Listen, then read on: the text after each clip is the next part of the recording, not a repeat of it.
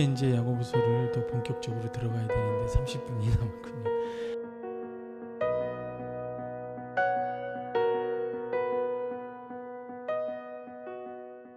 그래서 이제 하여튼 강의를 하다가 이 큰 그림을 그려주고 여러분한테 숙제를 주고 관점을 주고 틀을 주는 게 더 중요하겠다고 해서 생각해서 여기다 시간을 많이 투자했어요. 욕심이 제가 큰 거죠. 야고보서만 하면 되는데 설교 제목만 몇 개 설교거리만 던져주면 되는데 숙제를 던지고 가서 7개 8개의 숙제를 좀 이거 좀 봐보라 제발. 그래서 야고보서를 일단 남은 시간에 꼭 해주고 싶은 이야기는 몇 개 있어서 핵심적인 것만 얘기를 하고 싶습니다. 이 야고보서의 모든 중요한 게 1장에서 나온다고 했죠? 네, 그래서 야고보서 1장에 모든 것이 나와요. 모든 핵심적인 주제와 문학적 구조까지 다 나와요. 그래서 야고보서를 한눈에 볼 수 있게 이렇게 해주고 싶습니다. 네, 그래서 야고보서 1장을 보면은 이제 야고보서 길라잡이, 야고보서를 어떻게 봐야 되는가? 야고보서에 서론이 나오는데 이중 서론이라고 불러요. 근데 야고보서 1장 전체가 야고보서의 서론인데 이중으로 돼 있어요. 2장 11절이 야고보서의 첫 번째 서론인데 이거를 똑같이 반복하는데 약간 틀어서 반복하죠. 성경은 무의미하게 똑같은 걸 반복하지 않아요. 이런 나선형 구조처럼 그렇죠? 반복하지만 또 다른 단계로 끌고 가죠. 네. 그런 것처럼 여기서도 이중서론이 12절에서 27절이죠? 1장이? 예, 까지 돼 있어요. 여기서 반복하는데 예를 들면 증상이 나오죠? 교회의 증상, 세상 속에 있는 교회의 증상. 이게 뭐예요? 시험이죠, 시험. 이 시험이라는 게 2절에서 나오죠. 근데 12절에서 똑같은 서론이 한 번 더 반복돼서 시작하죠. 야고보서 1장 12절에 보면 뭐가 나와요? 12절. 시험을 참. 그죠? 반복되는 거예요. 반복되는데 조금 더 다른 차원에서 이야기를 합니다. 여러분도 설교를 그렇게 하죠? 한 얘기 또 하는 것 같지만 두 번째 할 때는 조금 다른 쪽으로 끌고 가죠? 이게 구어적인 방법이에요. 히브리 사람들이 좋아하는 방법이에요. 일직선으로 쭉 가지 않고 한 얘기 또 하고 얘기하면서 그 사람을 끌어들이고 한 얘기 속에서 그걸 또 다른 쪽으로 데려가고 또 확인시키고 또 끌어오고 이렇게 하죠. 여기도 시험이라는 얘기 하죠. 그렇죠? 여러 가지 시험을 당하면 여러 가지 시험은 그냥 예수 믿고 전도하다가 받는 핍박 이 정도만은 얘기 안 해요. 다 이 세상에서 우리가 당하는 여러 가지 나의 허물 때문에 당하는 시험, 가족 때문에 당하는 시험, 믿지 않는 성도 때문에 당하는 시험, 목사님 때문에 당하는 시험, 선한 일을 하다가 당하는 시험, 다 시험, 여러 가지 시험을 당하거든. 처방이 나오죠. 이거 응급 처방이에요. 무조건 인내하라. 때려치지 마라. 이게 답이에요. 단순하지만. 옛날에 어르신들이 그러잖아요. 참아라. 참아라. 그게 단순하지만 근데 인내를 통해서 하나님이 하고 싶은 게 있어서 그래요. 이게 인내에 대한 이야기가 맨 나중에 요한 그 야고보서의 결론 부분에도 나옵니다. 결론 부분이 5장 7절에서 20절까지인데 5장 7절 읽어보세요. 뭐라고 돼 있어요? 야고보서 5장 7절.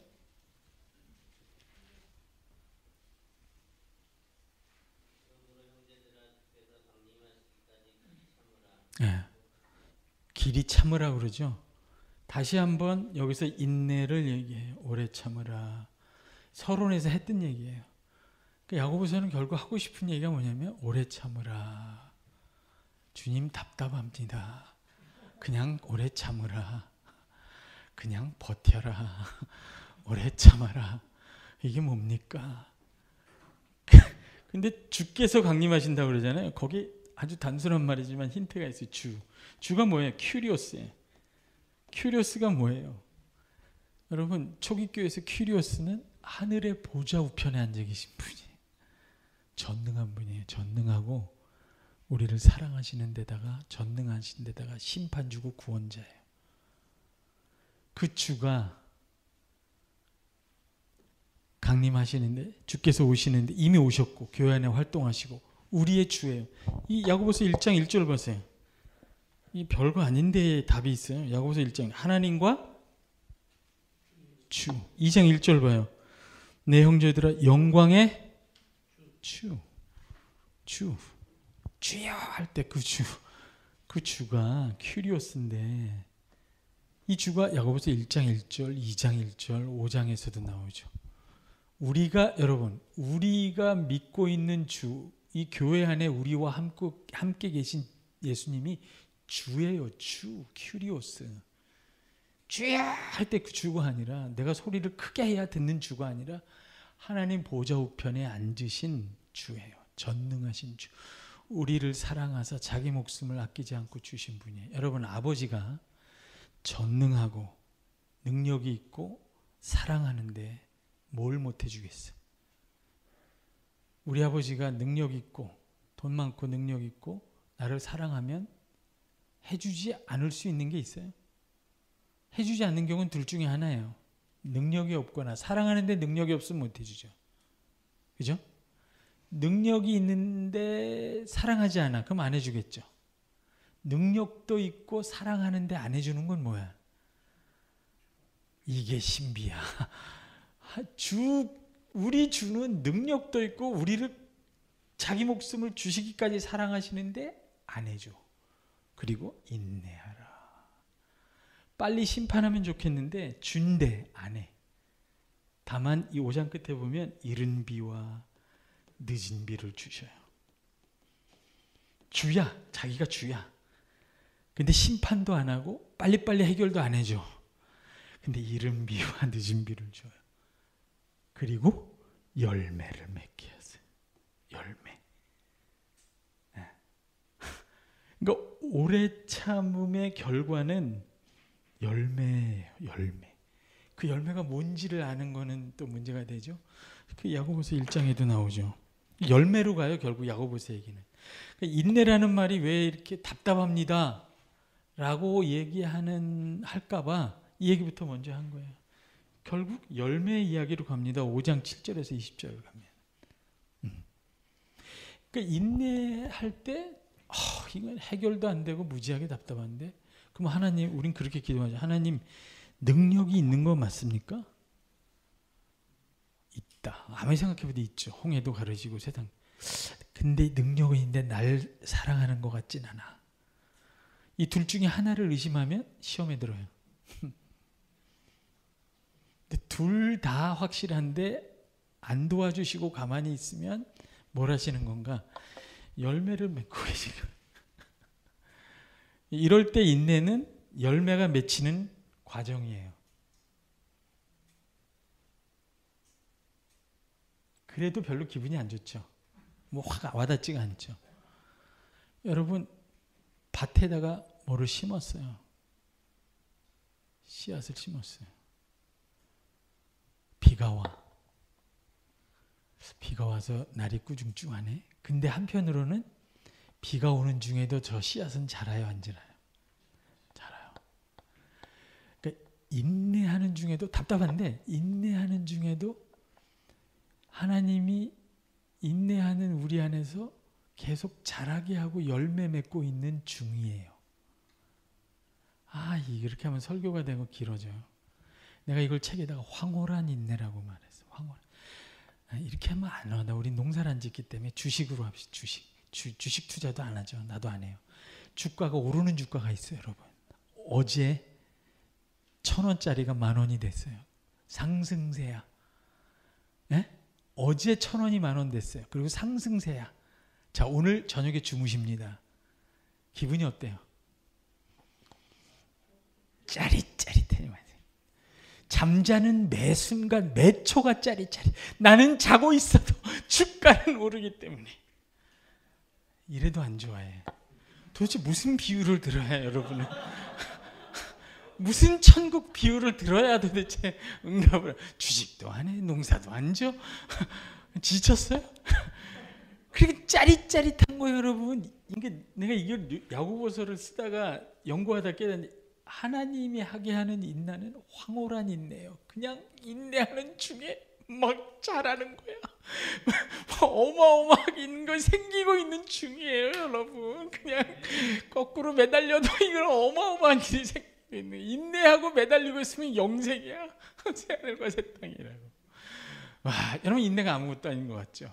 아무 일도 안 일어나는 것 같죠? 천만의 말씀. 여러분 안에 하나님이 심어놓으신 씨앗, 이걸 야고보서 말씀이라고 불러요. 심긴 말씀, 개역 개정에선 심어진 말씀. 야고보서에서 예수를 믿었다는 건요, 하나님의 말씀이 내 거듭난 심령 안에 분리할 수 없는 방식으로 심겨 있다, 이런 뜻이에요. 낯설죠? 성령 받았다 그러면 확 와닿을 텐데 야고보서는 그렇게 얘기 안 해요. 이렇게 얘기해요. 당신이 예수 믿었다는 것은 새 생명을 얻었다는 건데, 그 새 생명이 되는 이유는 그 안에 하나님의 영원한 말씀, 세상을 창조한 말씀, 썩지 않는 영원한 말씀이 그 안에 심겨 있다, 이런 뜻이에요. 이거는 내가 주일날 설교를 들어서 말씀을 기억하고 있다, 이런 뜻이야. 여러분 예수 믿으세요? 이렇게 손을 올려봐요. 이렇게 손 대보세요. 미안해, 유치하게 이런 거 하라고 그랬어요. 목사님들 안 하잖아요. 자, 유치해서. 나도 안 해요. 시켜보는 거야, 내가. 마이크 잡았으니까. 예수 믿어요? 이 심령 안에, 거듭난 심령 안에 하나님의 말씀이 심겨 있어요. 그걸 여러분이 뽑아낼 수가 없어. 뽑아내면 예수 안 믿는 거야. 손 내리셔야 돼. 그걸 바울은 예수님이 거한다 이렇게 얘기하겠지. 성령이 거한다. 근데 야고보는 그걸 굳이 말씀이 그 안에 심겨 있다. 예레미야 같으면 말씀이 기록되었다 이렇게 얘기하겠지. 그래서 믿음이라는 건 뭐냐면, 야고보서의 복음이 뭐냐면, 예수님을 믿을 때 이 영원한 말씀, 살았고 영원한 말씀이, 요한이 말하는 태초부터 있는 생명의 말씀이 중생한 내 심령에 심겨 있다는 거예요. 이런 복음 들어봤어요? 심겨 있으면 어떻게 될까? 잘하겠지. 생명이 있으니까. 그 말씀의 생명을 막을 수 있는 건 아무것도 없어요. 죄도 못 막고 죽음도 못 막아요. 그건 하나님의 말씀이야. 죄와 죽음을 이긴 말씀이야. 세상도 못 막어. 세상을 이긴 말씀이야. 그 말씀이, 그 말씀의 생명을 우리의 심령 속에서 피워내는 과정이, 결과가 열매예요. 열매. 보세요. 야고보서 1장. 왜 인내하려고 하느냐. 3절에 보면 이는 너희 믿음의 시련이 인내를 만들어내는 줄을 너희가 알미라. 그러니까 믿음이 연단을 받을수록 인내가 생겨요. 내가 참고 싶어 참는 게 아니야. 그냥 인내가 생겨요. 인내를 그만둘 수가 없어. 그러면 예수 믿는 걸 그만둬야 되는데 그게 불가능해지거든. 그러니까 어쩔 수 없이 견뎌요. 견디는 동안 인내가 원래 자기가 가야 되는 길을 다 가요. 인내를 온전히 이루라, 4절에. 그 말은 뭐냐면 원래 네가 지나가야 되는 인내의 분량, 인내의 길. 여러분 씨앗이 심기면 나올 때까지 기간이 있잖아요. 그게 인내예요. 그 인내의 기간을, 그 인내가 너에게 다 이루어지도록 그냥 놔두라는 거예요. 내가 어떻게 참아요? 여러분 참았어요? 몰래 또 딴 벽도 치고 막 그랬잖아요. 우리는 못 참아. 그냥 인내하게 하세요. 어디도 못 가. 그냥 인내하는 거야. 근데 인내의 그 분량이 있어요. 한참 지나면 이 씨앗이 인내하는 동안 싹을 틔워요. 에? 나는 옛날에 나를 해코지 하는 사람 보면 분이 나고 막 용서가 안 되는데 용서가 돼. 갑자기 용서할 수 있을 것 같아. 그게 내 정신으로 나한테 나오는 게 아니에요. 내 안에 있는 심겨 있는 이 말씀의 생명이 그리스도의 생명을 드러내는 거죠. 사랑을. 그게 싹이 트고 꽃이 피고 열매가 맺기 시작해요. 그게 4절이에요. 4절. 인내를 이루라. 온전히 이는 결과예요.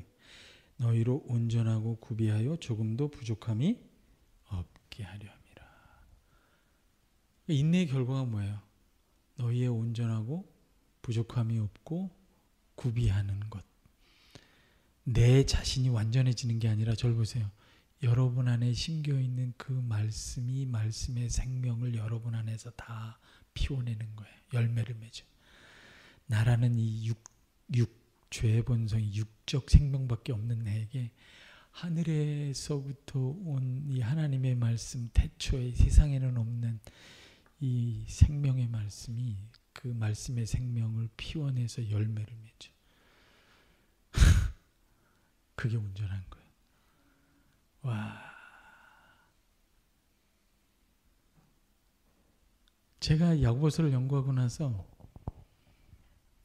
야고보서가 뭐하고 같으냐 했더니 예수님이 하나님 나라는 이와 같으니 어떤 농부가 밭에 씨앗을 뿌린 것 같다.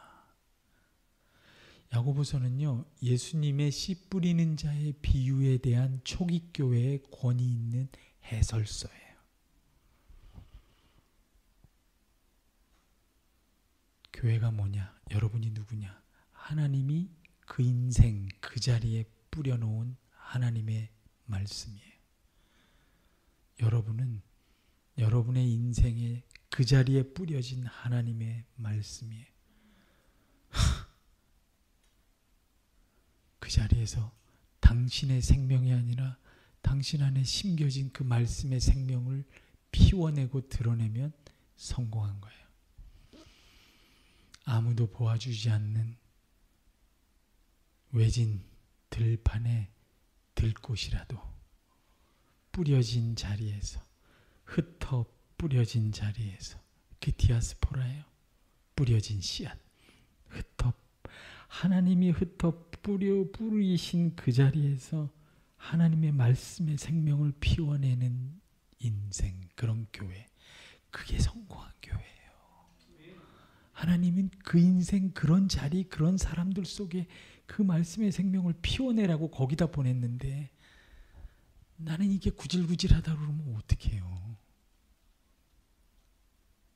내 부모는 왜 그럴까? 내 교회는 왜 그럴까? 우리 성대는 왜 이런 사람들만 올까? 거기가 하나님이 뿌린 곳이. 복음을 이렇게 설명해요. 교회가 뭐냐? 세상에 뿌려진 하나님의 말씀이에요. 씨앗처럼.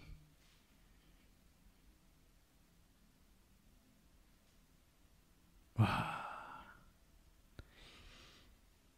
제가 이걸 말씀 구원론이라고 불렀어요. 말씀 교회론. 이렇게 설명하는 게 있나?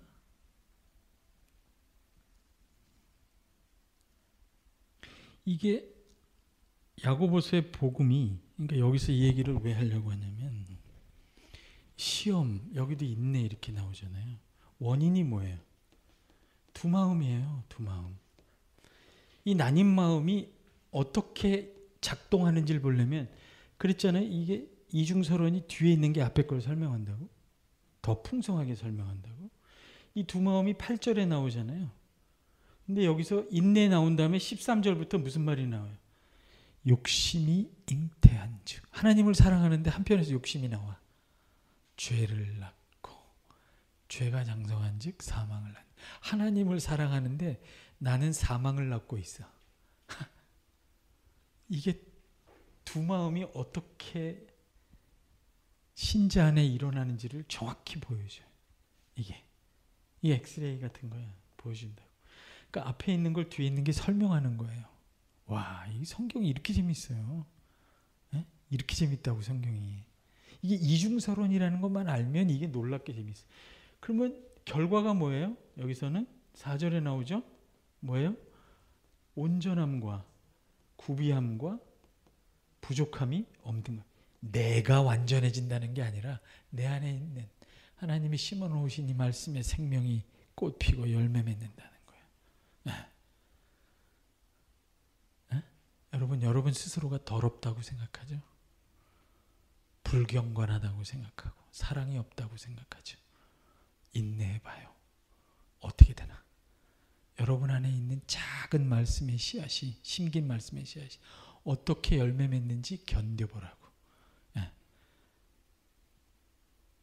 여러분이 어떻게 변하는지 여러분 놀랄 거예요.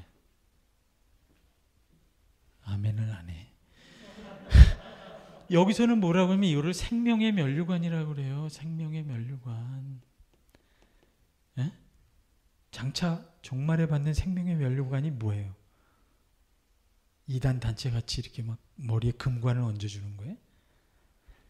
이 생명의 면류관이 뭐냐면 이거예요. 여러분 안에 꽃피고 열매 맺은 말씀의 생명이에요. 그러니까 이게 무슨 소리가 되냐면 이거 봐요. 내가 이 고생을 다하면 인내를 마치면 장차 주님 앞에서 생명의 면류관을 받겠지? 맞아요. 그때 받을 생명의 면류관이 이번 주일에 오늘 당신이 인내하는 동안 당신 안에 생명의 면류관이 만들어지고 있어. 주어지고 있다고. 지금도 하나님이 당신에게 생명의 면류관을 주고 있어. 이게 인내의 기가 막힌 비밀이에요. 오늘 여러분이 참는 하루가, 인내하는 하루가 그게 황홀한 인내라니까요. 생명의 면류관이 내 안에 만들어지고 있는 날이라니까, 그날이. 근데 안 해요, 인내를. 그래서 이게 배경이 나오죠. 여기는 배경은 세상이에요. 시간이 없네. 근데 여기서는 이걸로 끝나는데 이 이중설은 여기서는 이게 9절, 10절에 11절에서 끝나요. 근데 여기는 이게 더 나와요. 이게 18절하고 27절까지 나와요. 여기 해법이 나와요. 그러니까 이중설언이 앞에 거를 반복하면서 여기서 지혜를 구하라 또 그러죠. 지혜. 그죠? 지혜를 구하죠? 지혜를 구하라. 시험 들었을 때 인내하면서, 인내한다는 건 뭐냐면 지혜를 구한다는 거예요. 이건 책에 다 있어요. 그만해요. 여기서는 뭐예요? 지혜가 없으면 어떻게 되는지 보여줘. 사망을 낳는다. 역설이죠. 자기는 생명을 낳는 줄 알았는데 실제로 사망을 낳고 있어. 용심이 됐거든. 왜 그걸 몰랐을까? 나는 생명을 낳는 줄 알고 낳는데 나보니까 사망이야. 사회적 사망, 종교적 사망, 신앙적 사망. 나는 생명을 낳는 줄 알았는데 왜 그랬을까? 욕심을 못 본 거죠. 왜 그랬을까? 지혜가 없으니까 안 보여요. 그래서 지혜를 구하라 그래. 시험 들었을 때. 시험이 없어지는 게 아니라 지혜를 구하라. 지혜는 아끼지 않고 주신다는 거. 아까 그랬죠. 하나님이 능력도 있고 사랑도 있는데 왜 문제를 해결해 주지 않느냐. 근데 하나님이 보장한 게 있어. 무조건 준다. 이거 구하면. 지혜. 돈은 안 줘. 지혜는 줘. 이거는 언제든지 줘요. 아낌없이 줘요. 지혜는. 그 지혜를 구하면 어떻게 온전해질 길을 찾죠. 그래서 해법을 얘기하는데 이 해법에 야고보서의 복음과 윤리가 다 들어 있습니다. 이 해법이 1장 18절과 21절에 나오는데 이거를 수술과 회복이라 이거 뭐라 그러나? 재활. 이게 이 두 마음을 가진 사람을 수술하고 그 다음에 재활하는 거예요. 22절에서 27절 이건 재활. 이거는 수술이에요. 18절에서 21절. 두 마음은 내가 스스로 치료할 수 있는 게 아니에요. 그건 하나님이 고쳐주셔야 되는데 어떻게 고쳐주시냐면 18절 한번 읽어볼까요? 18절 다 같이 시작.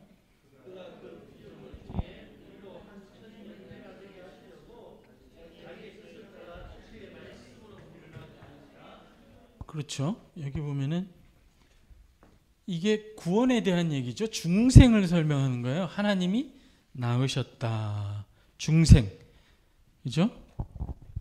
그래서 하나님이 하나님이 무엇으로? 진리의 말씀으로. 이거 봐요. 진리의 말씀으로.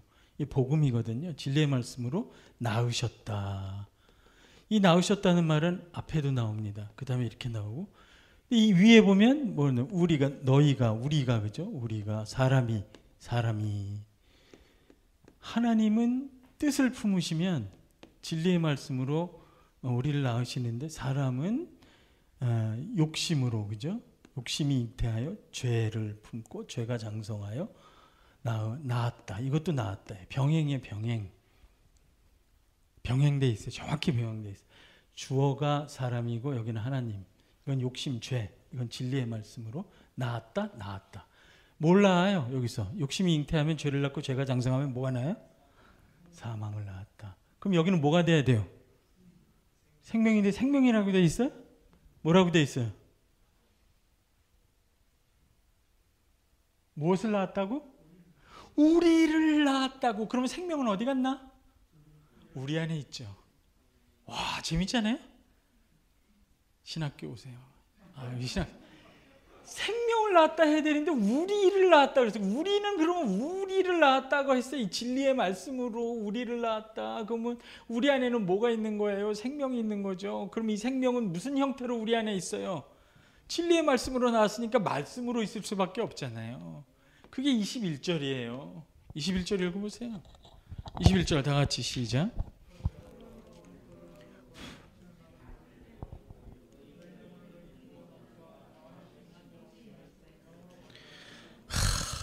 한번 따라합시다. 마음에 심어진 말씀을,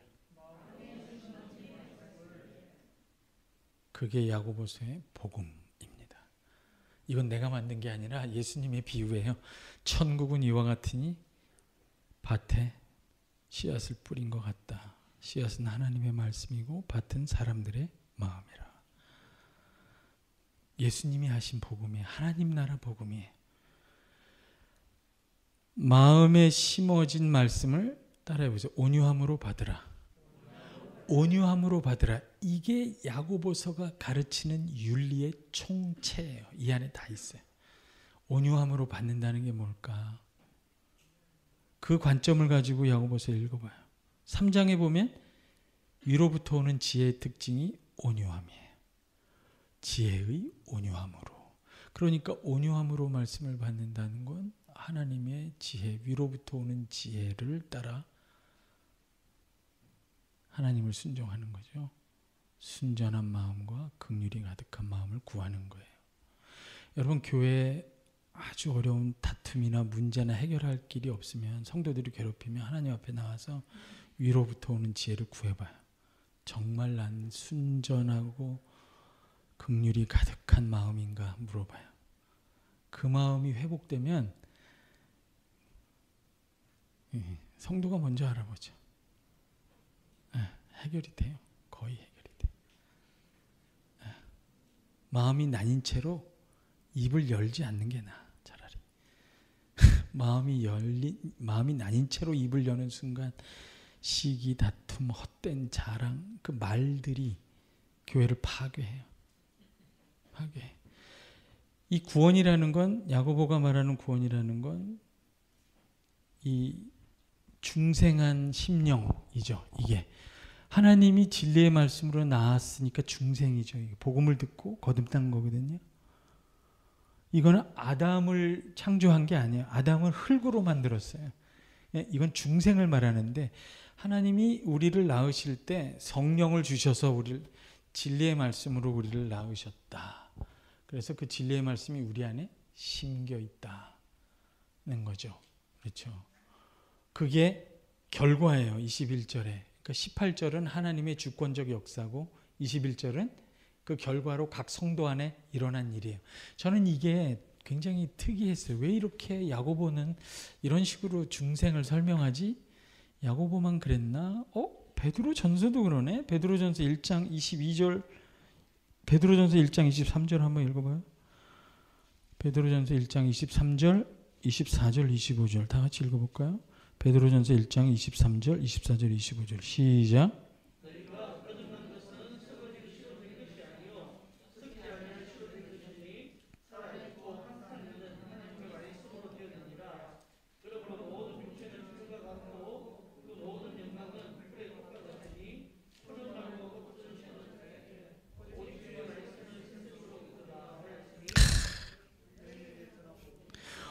어쩜 그렇게 베드로도 똑같이 우리의 중생을 썩지 않는 말씀으로 된 것으로 설명할까?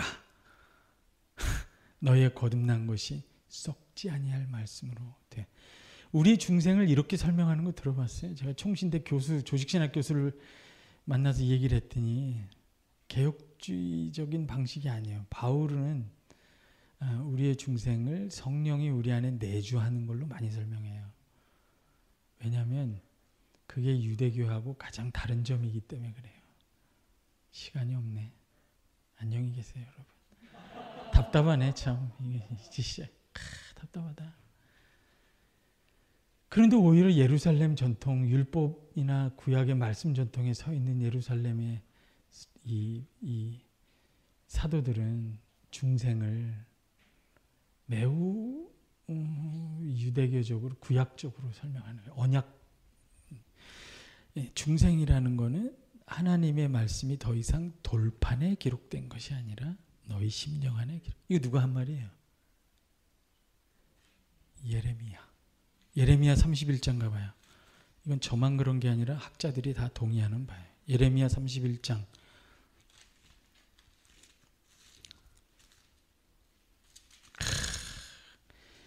이야, 예레미야 31장 31절에서 34절까지 찾으셨어요?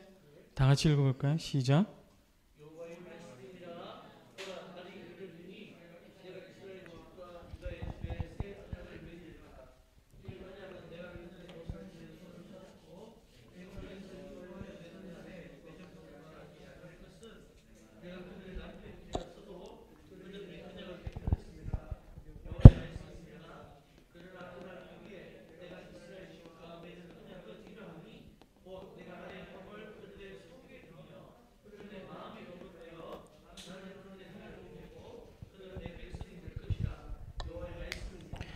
거기에 보시면 언약이라는 거는요, 구약의 언약, 새 언약, 옛 언약, 모세 언약, 다윗의 언약 다 할 거 없이 언약의 핵심적인 목표는 언약 공식에 나옵니다. 그 언약 공식이라는 건 모든 언약이 다 들어있는데 그게 33절 뒷부분에 나와요. 나는 그들의 하나님이 되고 그들은 내 백성이 될 것이라. 이게 언약의 목표예요. 이게 코이노니아예요.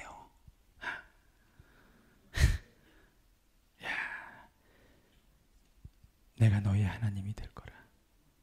네가 하나님이 될 필요가 없어. 피곤한 일 하지 마. 내가 너 하나님 해줄게. 너는 내 백성이 되라. 그게 언약의 목표예요. 근데 이 언약을 하나님이 새 언약을 통해서 성취하죠. 지금 이게 새 언약 본문이에요. 여러분 새 언약을 모르면요 신약 성경을 알 수가 없어요. 알 수가. 신약 성경은 새 언약의 성취에 관한 거예요. 굉장히 중요한 얘기인데 우리가 새 언약에 대해서 아는 거는 34절에 나온 그거 하나야. 그들의 죄악을 사하고 영원한 속죄. 복음서의 맨 끝에 기록된 영원한 속죄. 그거 하나 알아, 새 언약. 근데 지금 이게 새 언약 본문이거든요. 예? 하나님이 우리 하나님이 되고 우리가 하나님 백성이 되기 위해서 새 언약이 성취되면서 꼭 일어나야 되는 일이 뭐냐면 그날에는 내가 내 법, 내 말씀을 돌판에 기록하지 않고 너희 마음에 기록하겠다. 그 기록한다는 말이 야고보서는 심는다는 말로 표현했어요. 예수님이 씨 뿌리는 자의 비유로 설명해 버린 거예요. 제가 한 학자들이 다 얘기하는 얘기. 그러면 야고보서가 설명하는 대로 예수 믿었다는 건 내 안에 이 영원한 말씀, 베드로전서에 의하면 풀은 마르고 꽃은 시드나 하나님의 말씀은 살았고 영영이 서리로다. 무슨 말이에요? 세상은 사라져도 하나님의 말씀은 영원히 서는 거예요. 여러분 세상이 사라져도 영원히 살았고 영원히 서는 말씀이 여러분 안에 심겨 있어요. 그러면 세상이 사라지면 여러분이 사라질까요? No. 그게 세상을 이기는 성도예요. 성경에 보면 말씀이 세상하고 아주 긴밀하게 대조돼서 나옵니다. 세상을 창조한 말씀이 여러분 안에 심겨 있어요. 이게 복음이에요. 참 감당하기 어려운 복음이야. 참 내가 무슨 말 하는지. 야, 이걸 정말 깨달으면. 근데 이게 낯선 얘기가 아니라 새 언약에 있는 이야기란 말이에요. 예레미야가 한 얘기예요. 하나님이 우리 하나님이 되고 우리가 하나님 백성이 되려면 하나님의 말씀이 단지 성경책에 기록되어 있는 것이 아니라 이 백성의 심령 안에 아예 기록돼서 심겨야 된다는 생각을 하신 거예요, 하나님이. 그리고 종말에 성령이 오시면 영원한 속죄가 이루어지면 내가 이 백성 안에 내 말씀을 아예 기록해버리겠다고, 심어버리겠다고 하신 거예요. 여러분은 성경 안 읽어도 성경이 무슨 내용인지 거의 알고 있어요. 그게 긍휼의 복음이라는 걸 알고 있어요. 다 알아요. 신학자만. 그게 요한이 한 말이에요. 기름 부음 받은 자가 이미 다 알고 있는 거예요. 알지만 배워야지. 배워야 이게 알아지니까. 제가 이거 논문도 썼어요. 요한일서. 그럼 요한은 그럼 딴 얘기하냐? 야고보, 베드로, 요한 구원론에 있어서 중생에 있어서 다 같은 얘기합니다. 요한일서 3장 9절 보세요. 이게 학자들이 말이 좀 있는데 요한일서 3장 9절 다 같이 읽어볼까요? 시작.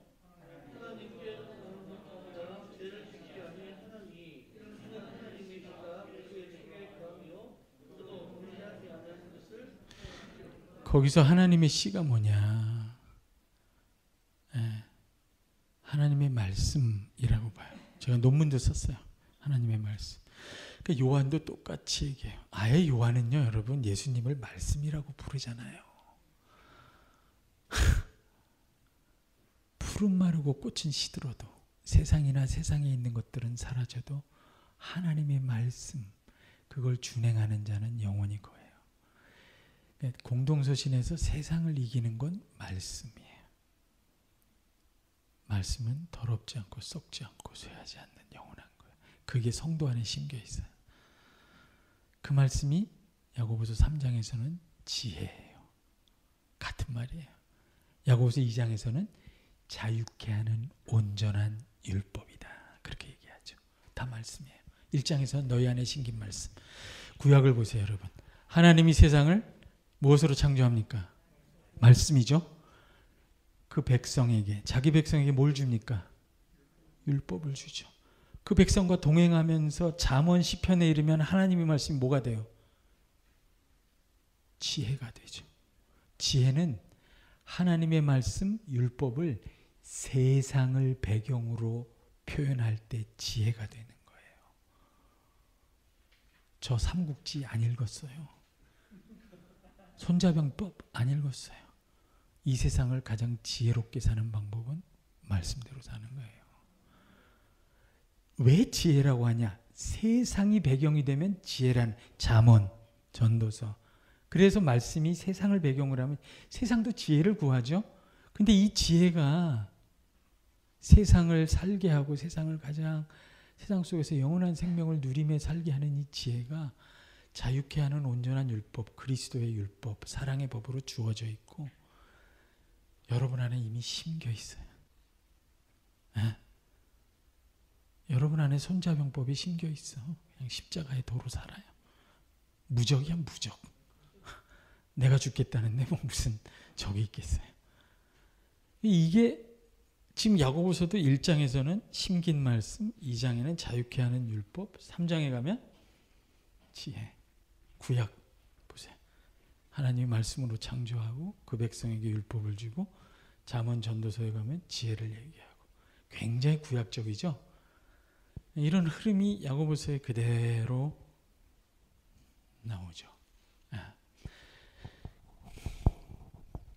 이거는 듣고 가셔야 돼요.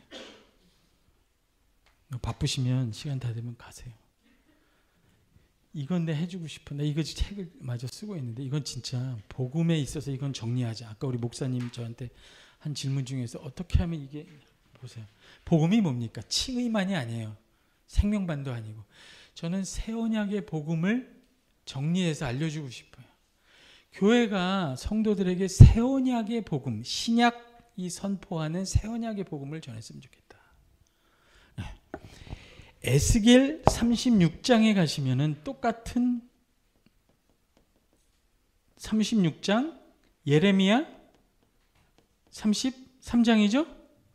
에스겔 36장. 이게 구약에 나타난 새 언약이 명확하게 있는 부분이에요.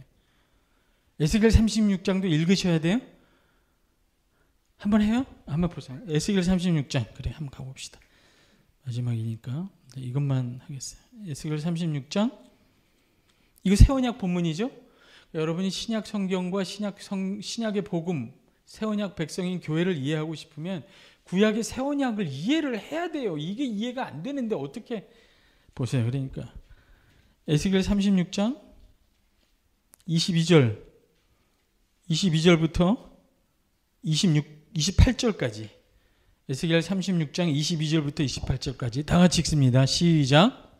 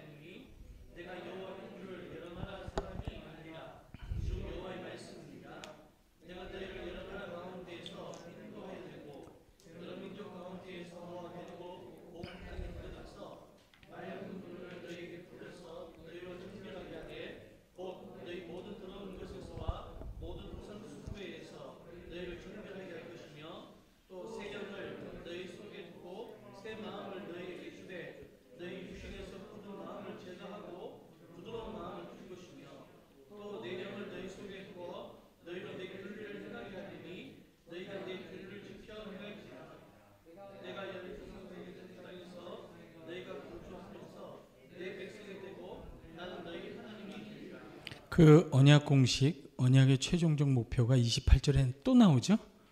너희는 내 백성이 되고 나는 너희 하나님이 되리라. 순서는 바뀌었지만 같은 얘기예요. 이 언약의 최종 목적을 이루기 위해서 예레미야, 에스겔은 특별히 뭘 강조하냐. 내 신, 내 영이 너희 안에 거할 것이라. 예레미야는 성전 얘기를 많이 하잖아요. 성전. 예레미야는 성전에 관심이 많아요.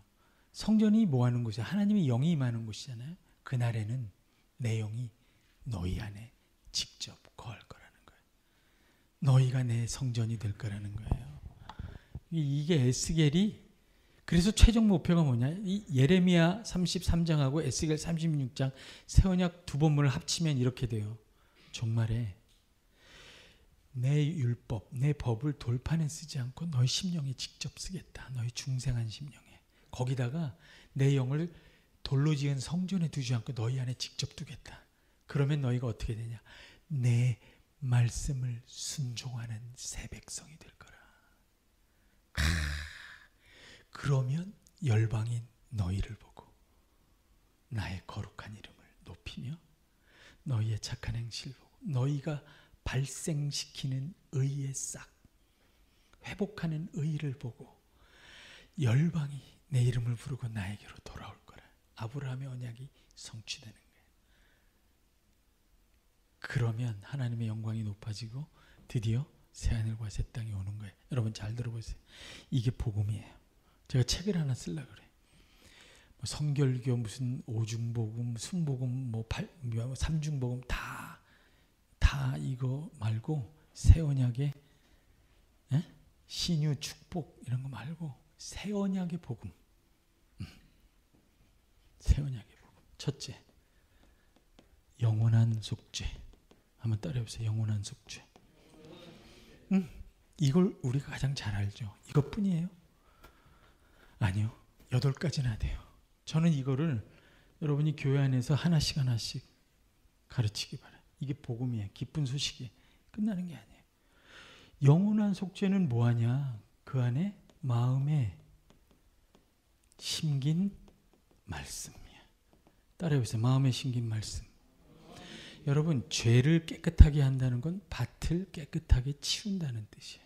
농부가 밭에 쓰레기 다 빼고 비닐로 빼고 썩은 운동화 다 빼고 단단한 밭을 다 갈아엎고 부드럽게 한 다음에 가만 놔두는 농부 봤어요? 씨앗을 심기 위해서. 하나님이 우리에게 영원한 속죄, 깨끗하게 하시는 거는 거기다가 말씀을 심기 위함이에요. 속죄에서 끝나면 안 돼요. 행함이 아니라 믿음으로. 그게 끝이 아니에요. 말씀을 심어 놓으신 거예요.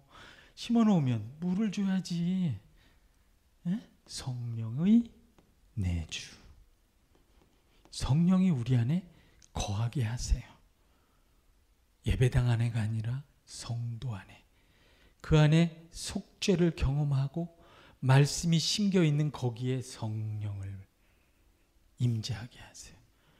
그러면 그 말씀이 싹이 날까 안 날까? 나죠? 그거를 새 마음이라고 합니다. 새 마음. 베드로는 이거를 거듭난 심령의 새롭게 된 양심이라고 말해요. 한국 교회는 이런 거를 가르치지도 않죠. 아예 새 마음, 팔복의 마음, 새로운 양심이에요. 예수 믿었다는 거는 새로운 양심을 가졌다는 거예요. 회복된 양심을 가졌다는 거예요. 이 새 마음은 거저 얻는 게 아니라 윤리적인 마음이 아니라 마음에 심긴 말씀과 성령이 내주하고 속죄를 경험하는 사람이 갖는 새 마음이에요. 중생했다는 거는 그 안에 있는 양심이 새로워졌다는 뜻이에요. 양심 없는 그리스도인이 어떻게 가능한 얘기예요? 그게 가능할 수 없는 얘기예요. 네, 불가능한 얘기예요. 복음을 편협하게 이해하지 않으면 생길 수 없는 말이에요. 그 새 마음을 가지고 뭐하냐? 말씀에 이 새 마음을 갖게 되었다는 것도 기쁜 소식이죠. 우리가 늘 얘기하잖아요.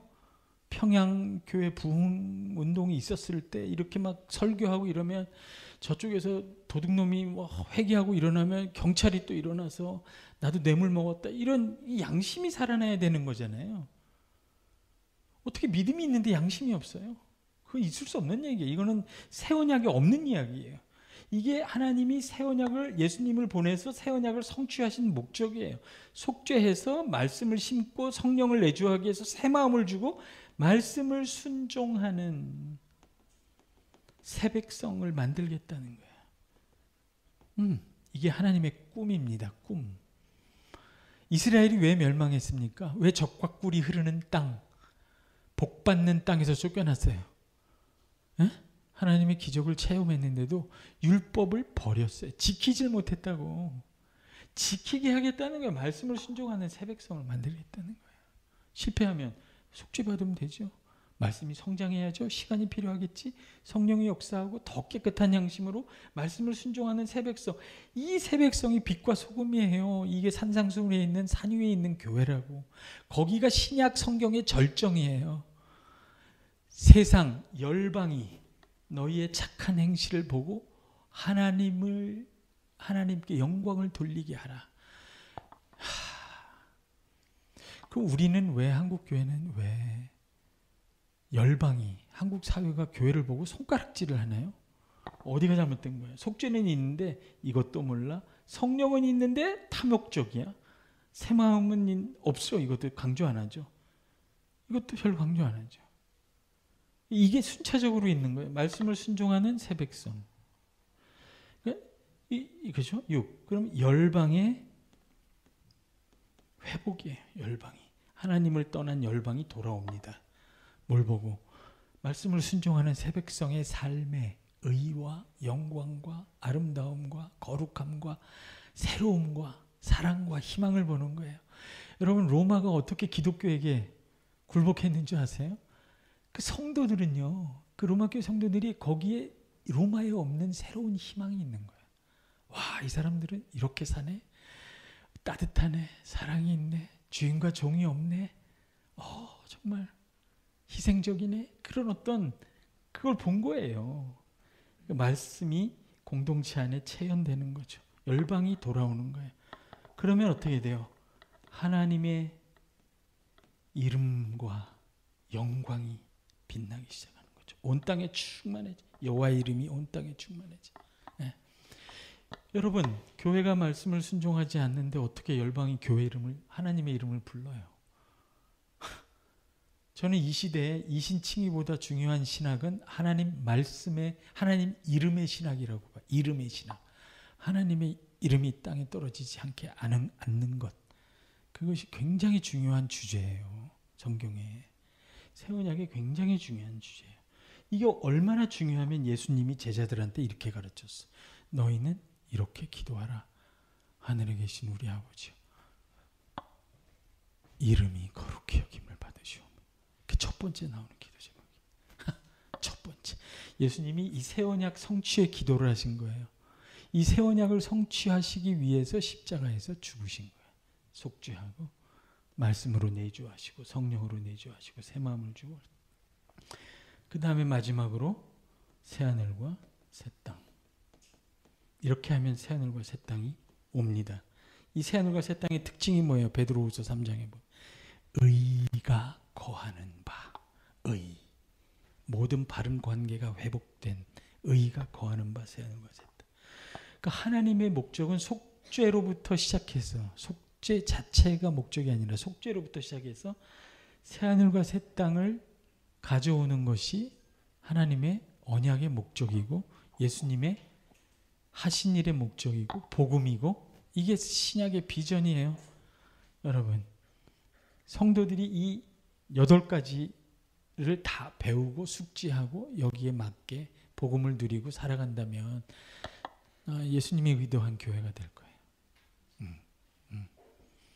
자연스럽게 넘어가죠. 여기서 그냥 행함이 아니라 믿음으로 은혜로 구원받는 거야. 그 단순한 신학적 틀보다는 이 신약 성경의 개혁된 틀이죠. 이걸 외우세요? 외울 필요도 없어요. 예수님의 씨 뿌리는 자의 비유를 생각해봐요. 네.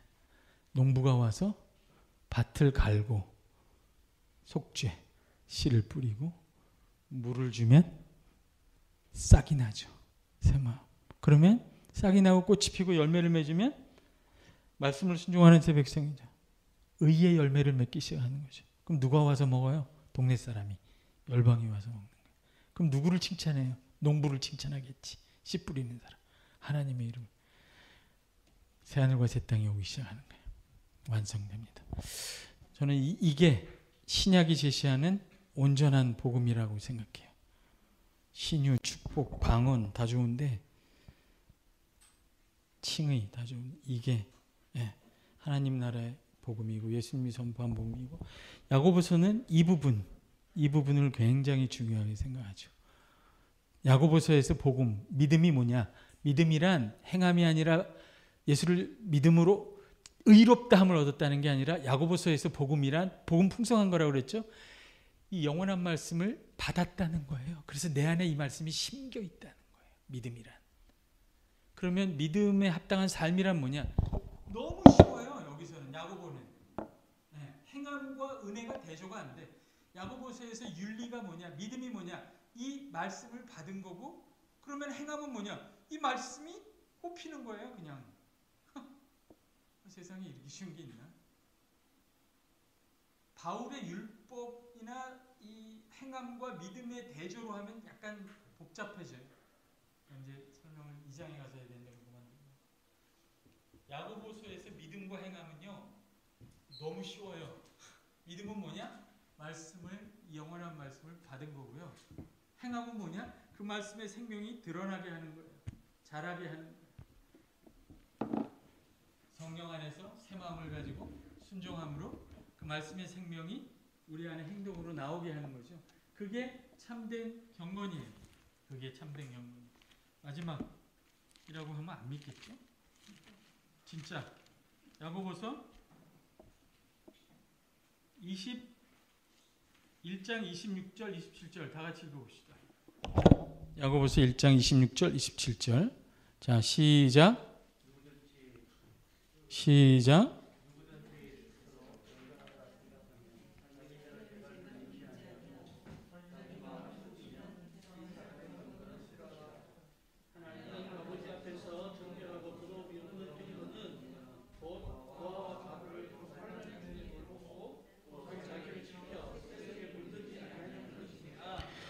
여기 보면 세상을 이기는 참된 경건에 대해서 세 가지를 얘기합니다. 첫째는 약간 순서를 바꿔서 긍휼. 따라해보세요. 긍휼. 둘째는 말이에요. 말. 여러분 절 보세요. 하나님의 말씀이 그 안에 심겨 있는 사람에게 첫 번째로 바뀌는 게 말이에요. 말. 이 말이 굉장히 중요합니다. 굉장히 교회에서도 굉장히 중요해요. 나뉜 마음에서 자기 마음이 나뉘어 있으면 입을 열지 말라 그랬죠. 마음이 한 번 나뉜 상태에서 입을 열면 그 말들이 지옥불로 태워요. 모든 거를. 교회 안에서 말이, 이게 야고보는 무엇을 경건이라고 말하냐면 사람의 말이 그 안에 심겨 있는 하나님의 생명의 말씀으로 그 말이 바뀌는 게 진짜 경건이라고 말해요. 혀가 통제가 되는 거예요.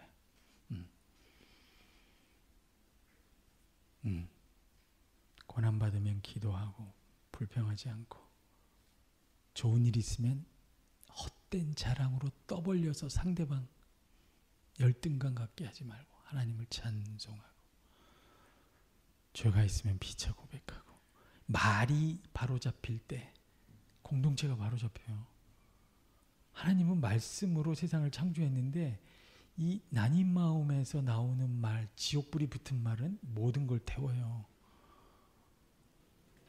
그러니까 교회에서 훈련해야 되는 경건 훈련의 가장 중요한 건 우리의 말이 하나님의 말씀으로 변화되는 것을 가르쳐야 돼요.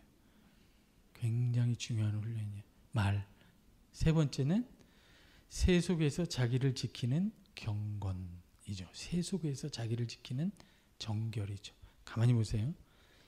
야고보서 1장은 서론이고 2장은 뭐에 대한 거예요? 2장. 야고보서 2장. 긍휼에 대한 거예요. 믿음과 행함이 중요한 게 아니라 긍휼을 행하면 되는 거예요. 긍휼이 2장의 주제예요. 3장은 말. 4장 1절에서 5장 6절까지는 세 속에서 자기를 지키는 정결, 지혜로운 삶이죠. 5장 7절에서 20절은 다시 인내와 열매. 야고보서 끝난 거예요. 그러면 이 참된 경건, 긍휼은 어디서 나와요?